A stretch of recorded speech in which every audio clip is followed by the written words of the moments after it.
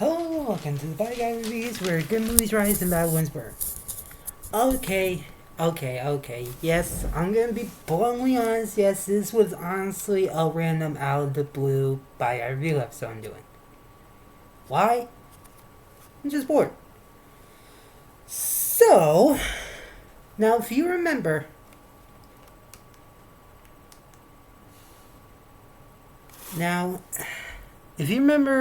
a while back, I did a Body Guy reviews video on one cartoon series that I got interested in, that being Batman Beyond. And I know some of y'all didn't watch it because of me just being lazy about the episode, which to that I say I am deeply sorry. So to make it up to you, how about I review the movie version of it? Cause yes, even Batman Beyond has his own movie. One movie though. Yes, I know, that's bullshit. And what movie I'm talking about? I'm talking about the movie that, contact warning, has one of the most controversial and darkest things you would ever see in Batman the Animated Series history. That movie I'm talking about is Batman Beyond: The Return of the Joker. Now we all know that. In case some of you new people are new, and if you don't know Batman Beyond, let's take you to the future of Batman the Animated Series and recap the story. So in the future, Bruce Wayne has unfortunately retired from being Batman due to him nearly using a gun, aka the number one. After nearly using a gun, aka the number one object he would never want to use since his parents died from it. So he retires never again to put on a suit. That's where a year later we meet our new main character, Terry McGinn, who met Bruce Wayne one night, and Bing Bang Boom found out he's Batman. Bing Bang Boom stole his suit, and Bing Bang Boom became his partner after he made a deal with Bruce. Now, yes, the series is good, but is the movie any good? Well, let's find out. Let's dig into Batman Beyond: The Return of the Joker and show you why it's controversial. So the story is about Terry McGinn, Terry and Batman. So the story starts off with Terry at a school event, I think, or prom or whatever. I'm not sure. Sorry. Alright. However, there was an... Or no, wait. Mind you, I haven't seen the movie. I haven't seen the movie in its entirety due to not finding it, so trust me, I'm trying my best to review it. But basically, we one day at an event, Terry, Bruce, and the second Robin, Tim Drake, found out that the Joker was back, somehow alive and well.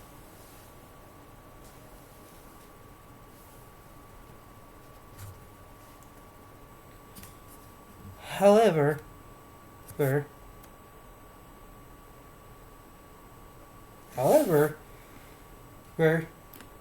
Bruce and Barbara didn't want to say a word about. Didn't want to believe that thing was the Joker himself. They didn't want to, but they even tried, and Bruce even tried getting Terry to stop being Batman, which he does actually. But at one point, when Joker's gang, which is the Jokers that pay him homage to the Joker himself, teamed up along, and mind you, and fun fact, and don't forget it, but one of them, or two actually, is Harley Quinn's twin niece.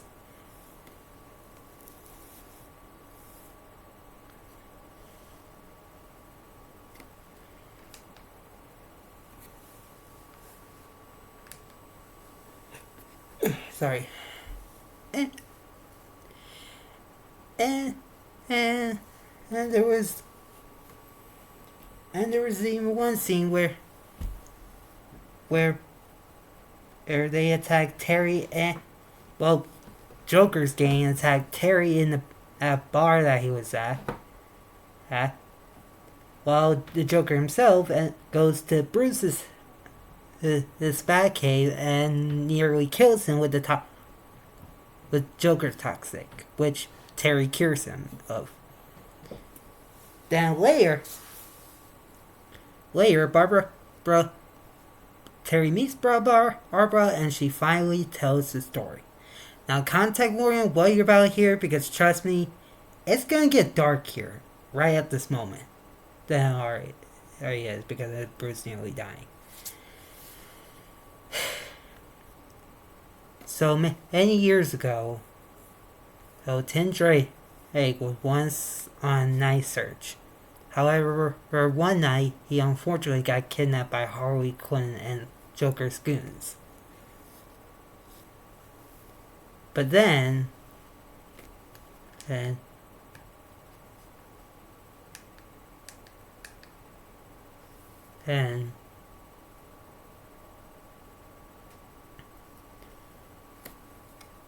he was not seen for 3 weeks. Sorry, my mouth lost this train of thoughts for a minute, but I'm fine. Again, it's autism, y'all. It's autism. But yeah.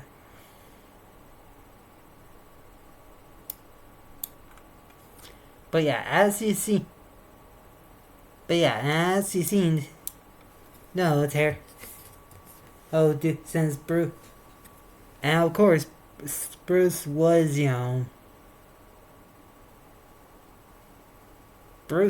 of course, worried sick. Until one day where finally something popped up, which was a clue telling Batman and Batgirl to come to the old Arkham Asylum and to see what they've been doing. Which they did, and while Barbara was beating up Joker's goons, Harley and Joker showed Bat what they did for 3 weeks. And then curtains opens. And then there's Tim Drake. Now physically and mentally, well, more mentally, now mentally insane, and his brain was warped into the Joker himself. As like, a little clone of him, like Joker Jr., And of course, and they all three try to find Batman, and with Batman dodging here and there, but at one point, he gets to the little theater room that is part of Arkham, and Joker deciding to be the biggest monster that he already is. Basically, we shows footage of how he physically and mentally torture a 10-year-old boy. At least I think he was 10. At least. But, and then at one point, Joker even announced it that Batman knew that he knew was Batman's secret. And even called him Bruce, knowing that too. Now, I know, and mind y'all, you may think, well, is he going to call him Bruce now? Actually, no. Because despite knowing who he was, and despite he makes fun of him about how just being a playboy billionaire that lost his parents, he still sees him as Batman. Because that's all he know him about. And he loves him as a rivalry. Even if he's crazy. So finally, when Bruce was down Joker tells Tim to finish the job. But this is where it gets different. Because now I'm going to tell you two versions of what happened in this part. Let's tell you about the censored, uncensored version and tell you about the censored version. Now the uncensored version had him shooting the gun, which of course, since it's the Joker we're talking about, shows the flag that says bang, and he laughs his ass off. So then he pulls the trigger again and shot the Joker, with his final lines being, "That's not funny, that's not," and then dies before finishing his punchline.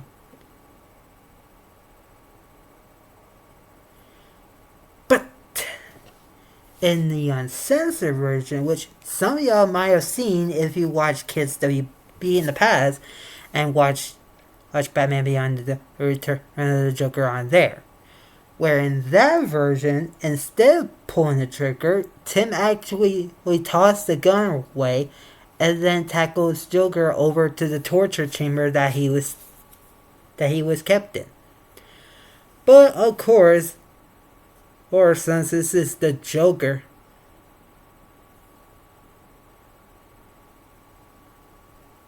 and of course, or since this is, and unfortunately, sorry, I don't know what my brain is doing right now. However, even as the Joker was about to go up to him, he slips on the banana peel, stumbles over to the wire, slips him, pulls on the lever, but cuts the Batgirl trying to get inside, and then he hears some screaming, which he runs to. Oh, and if you met, and I know you wonder, where's Harley Quinn during that? Yeah, she actually fell,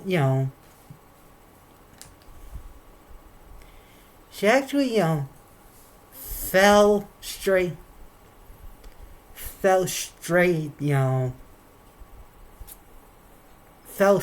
into the water. Sorry, my brain really ain't talking today. My God. What else? Yeah, but both endings end the same, with Tim on his knees, crying, and feeling broken. And Tim had to take a year of therapy to be cured again but Bruce, being guilt about it, never let Tim be Robin ever again. And they both unfortunately cut ties with each other. So Tim slowly tries figuring out who is this Joker imposter. And he didn't want to believe it was Tim because, of course, he was cured. So he tries a different person, but once the Joker gangs come after them, of course, it turned out he wasn't. But not only that, but we do get revealed that Harley Quinn is still alive. But older as hell. And of course, we see her in a cameo, bailing her Nana, her niece, out of jail. Sorry, I meant niece, not Nana, niece. God, out of jail. But soon, Terry finds out who is the Joker. And of course, it's Tim. Because of course! And how is he's still the Joker? Because of a microchip that he simply put on Tim. And so he can become the Joker without even knowing and such. But yeah, that was kind of it actually. But that's all of the reason. But yeah, they do have I'll admit they don't have a great fight because all Terry did was just basically we piss him off, then use the joy buzzer to like electrocute the microchip and turn Joker back to Tim. Like, that was kind of it. Like, yeah, they punch and they hit some blows, but come on, Terry. Harry, this is the bloody Joker we're talking about, kinda. So why couldn't he get better, longer fights than this? I know the movie was an hour, but still! Hell, the Minecraft movie! The fucking Minecraft movie has a better fighting than... final battle than Terry versus Joker. I'm sorry, y'all, but... they could have done better. They could have done it better and longer had to not just simply piss off the Joker. But after so, Terry meets him at the hospital, and finally, Bruce and Tim reunite. And Bruce talked to Terry, talking about how the Batsuit doesn't make him Batman, he makes Batman. Sealing that now Terry was the one and true Batman Beyond. And the movie ends with Terry putting his bat mask on, getting ready for future crime scenes. The movie is good. The only thing I like, I don't want to say I hate, but they like entirely was the Joker or in Terry's final battle. Like, again, they could have hit more blows than WWE had Terry not just hide in the shadows and piss out Joker a lot. Like, hell, if I had my way, I could have gotten him to like swing and go right after him like a falcon or something. But yeah, so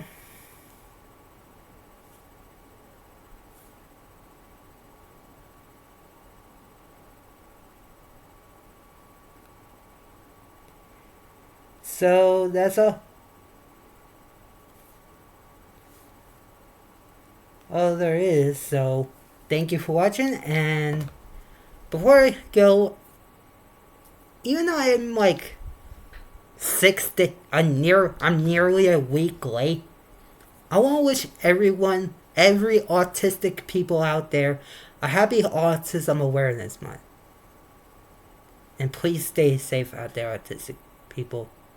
Because even though we're going through a bad time, I promise you, if you can find peace, you may just find harmony.